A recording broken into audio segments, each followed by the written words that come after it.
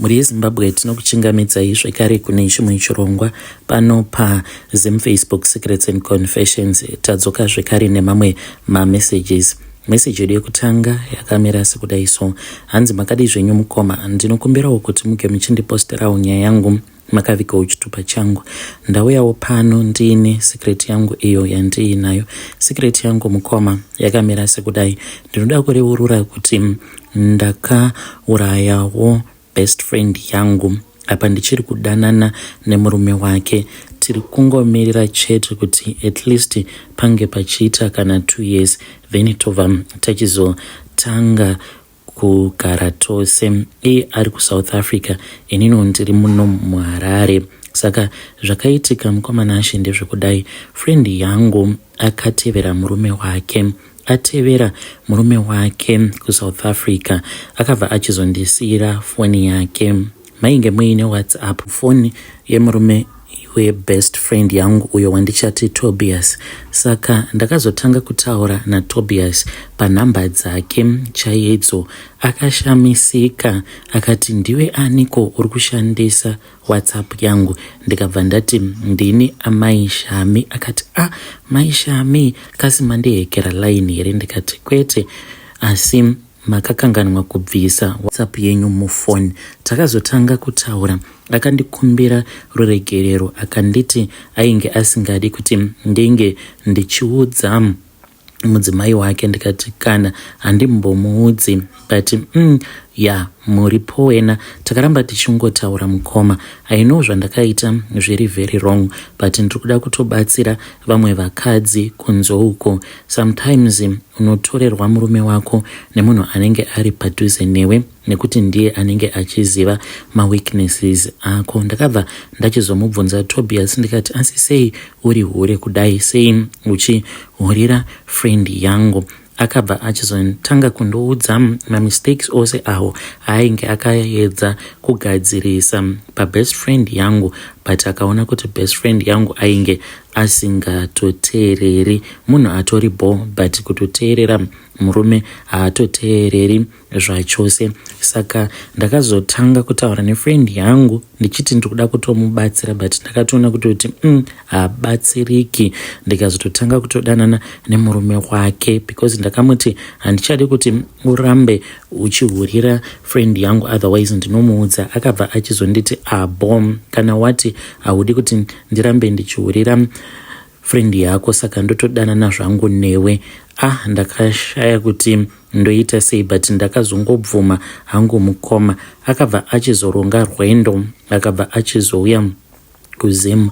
Auya kuZim ndokubva tachizosangana. Takasangana uye zvekare ndainge ndiri ndega kumba, akauya zvake kumba, ndokubva tachizorara tose. Kubva ipapo ndakatanga kungofunga nezvake Tobias. Ndakatanga kurwa godo nekuti aiti kana akasanditumidzira mari ndaibva ndachizotanga kurwadziwa ndichiti izvezvi wako mukadzi watomupa mari. Saka mukunetsana kwatainge tava kuita pahuviri hwedu sevanhu vainge vachidanana in secret, ndopandakabva ndachizotanga kufamba.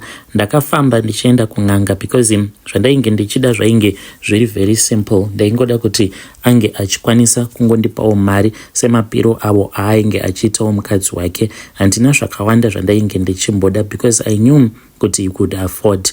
One day ndakati ndichitaura naye, ndikabva ndamuudza kuti painge paine imwe Honda Fit iyo yandainge ndichida, sezvo ndainge ndichitawo basa rekutengesa. Ndikati kana mukanditengera motikari ndinobva ndachizozviziva kuti munondida. Ndakatengerwa motikari mukomanashe iyo yainge ichiita 3,000 something US dollars. Friend yangu asingatozvizivi kuti ndo madhiri awo andiri kutoita nemurume wake.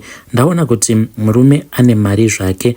Mukoma ndo pandakabva ndachizodzokera kun'anga. Pandakadzokera kun'anga mukoma ndainge ndingori nepfungwa chete dzekuti ndava kutoda kutobvisa best friend yangu panyanga.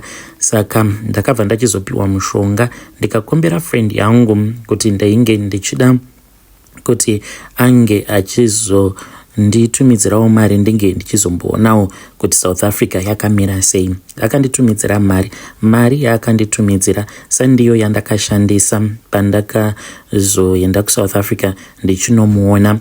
ndakatoshandisa yangu mari. Ainge akanditumidzira achiti mari yebhazi.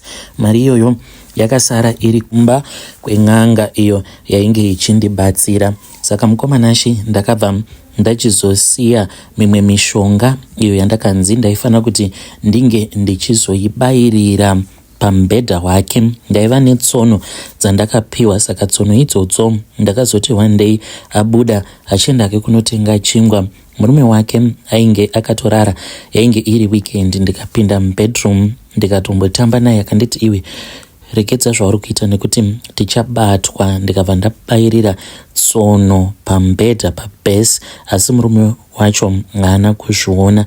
Takaramba tichingodanana nemurume wake kudzamara vachizotanga kunetsana.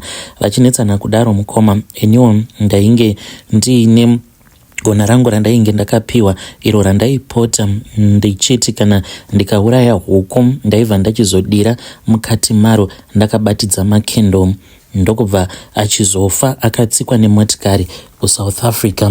Ndokubva tachizomuviga. Ndichiri kudanana naye Tobias ndakatoroorwa in secret. Mukomanashi ndakaroorwa ende pakabuda mari yakawanda zvekuti kana vabereki vangu vakafara. Vakambotanga vachiramba, asi vakabva vachizoona kuti munhu wangu ndinomuda plus ane mari.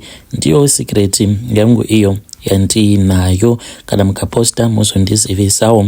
Chandiunza pano ndinoda kungobatsira vamwe vanhukadzi kunze uko. Number 1, never tell any friend of yours about your husband. Usamboudza shamwari dzako kuti murume wako anokugonera, especially kana friend yako ari munhu anenge achitotambudzwawo nemurume wake mumarriage. Mukoma ndaitoita zvekutotumidzirwa chikafu nefriend yangu from South Africa. Saka munoti pakadaro ndichitambura kudaro apa iye achitondionesa kuti ane maweakness ake, ende ndichitoona kutoti ndinokwanisa kutomutorera murume because of behavior yake. Pane pandaizotadza here naive dare kuti ndinge ndichizozvitorera hangu Tobi wangu, ende ndinomuda iyewo anondida, ende tinodanana shem. Hakuna anombofa akanditorera Tobi kubva kwandiri. Hey, vedare ndo message iyo yandakatumidzirwa ichibva kuna vanzvadzi vedu. Zvakangoroma hazvo vedu we, ngatizamei kuti tinge tichitaura navo vanzvadzi vedu mucomment section. Pakaipa hanzi ndikuda kungobatsira vamwe vakadzi kunze uko. You need to know kuti munhu anokutorera murume anenge ari very close to you. Rekedza tibva taenda panyedu inotevera. Nyedu inotevera yakamira sekudai. Hanzi mukomanashi makadii zvenyu? Iniwo ndaneta, ndakatanga ndichanamata, but iko zvinozve ndazosvika pakuneta manje. Zvakaitika mukoma ndezvekudai. So mai vangu vakafa apo pavainge vachindizvara. Handina kumbogara ndakavaziva amai. Ndakazokura ndichirerwa nagogo. Gogo vangu mukoma vainge vasinawo mari, ende vana vavo vose vavainge vakazvara vainge vakangotetereka nenyika. Saka zvichitaurwa zvinonzi gogo vainge vakambobata mishonga yakaipa vakatomboita mari because vainge vari nesi. Asi zvinhu izvozvo zvinonzi zvakazovapandukira. Vaitonzi vainge vaine nyoka yavo iyo yavaitopota vachitopa porridge. Saka vana vavo vose kunze kwaamai vangu vakabva vachizongobva mumusha vakatongotetereka nemasango vakaenda vakanovakira somewhere else. Asi amai vangu ndivo vakazongoramba vakagara nagogo kuzosvika vachizoita pamuviri pangu ndokubva vachizofa apo pavainge vachibetserwa mwana. Saka ndakangokurawo ndiri munhuwo ainge akashoreka muvillage. Usiku ndaisarara because ndairara usiku hwose ndichiyamwiwa sikarudzi yangu nemadzvinyu. Dzvinyu iwawo aitondimirira kusvika ndarara. Ndaiwanzokumaona achibhururuka apo pandinenge ndava kuda kunobatwa nehope. Aiti kana akabhururuka aibva achizouya obva amhara padhuze neni. Asi ndaizoti kana ndamuka mangwana acho makuseni ndaitomuka ndakakururwa trouzi zvekare nechipfeko changu chemukati chandinenge ndakapfeka musi iwoyo, ende sikarudzi yangu inenge yakatozara hurume. Ndakatanga kuita mawet dreams kubva apo pandainge ndichiri I think 9 years ndainge ndava kutoburitsa hurume, ende hurume wandinoburitsa mukomanashi ndewe green. Ndiri kutsvakawo munhu anokwanisa kundibatsira. Handina mwana, ndaneta nekungopinda mumarelationships ndichibuda.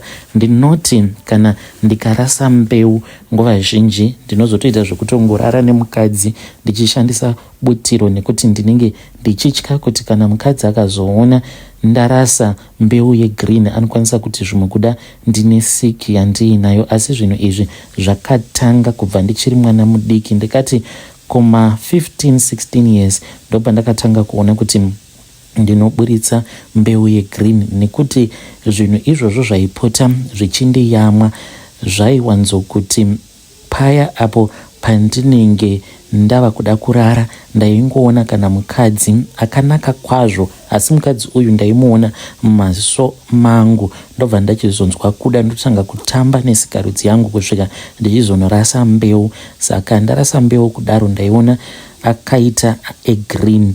Saka gogo ndaiti kana ndikavaudza vaingoenda neni kune imwe n'anga ndonobatsirwa. Fast forward mukoma, mushure mekunge ndabva muvillage mandainge ndichigara, ndakazotanga kugara mugweru. Ndichigara mugweru kudaro ndikatanga kuita zvechikorokoza. Saka pakazonoitika mistake mukoma. Pakaitika mistake ndepekuti ndainge ndava nevamwe vakomana avo vandainge ndichifamba navo. Vakomana ivavo vainge vari verimwe syndicate. Ndakangojoinawo syndicate racho iroro ndichitya kuti mukuchera kwatainge tichiita kwainge kuine violence yainge yakanyanyisa. Saka ndakabva ndachizoti nerimwe zuva takabuda tichienda kunonwa doro. Vakomana ava vakazoponda umwe womukorokoza nemugwara wainge wakabatwa neumwe uyo watainge tiinaye. Saka mushure mekunge vaponda munhu iyeye vakazondimanikidza kuti ndige ndichizovabatsira. Tikaenda tikanorasa munhu wacho mumugodhi, ndokubva vachizobatwa mukoma. Nekuda kwekuti inini ndakambunyikidzwa ende zvaitozivikanwa kuti vakomana vacho ivavo dzainge dziri mhondi, ndakagara mujeri kwemakore mashoma ndikazobuda. Pandakabuda mukoma ndainge ndisina pekutangira nekuda kwematambudziko awo andinosangana nawo iwawo ekuti ndinorasa mbeu yegreen. Zvinova zviri zvinhu zvinondinetsa ende hazvina kujairirika kuti semurume unonzi unorasa mbeu yegreen. Saka ndakabva ndachizotanga kufamba. Ipapo pandakabuda mujeri ndainge ndine umwe mukadzi wandainge ndasangana naye, ainge agara zvake aine vana vake vaviri ari wechikuru.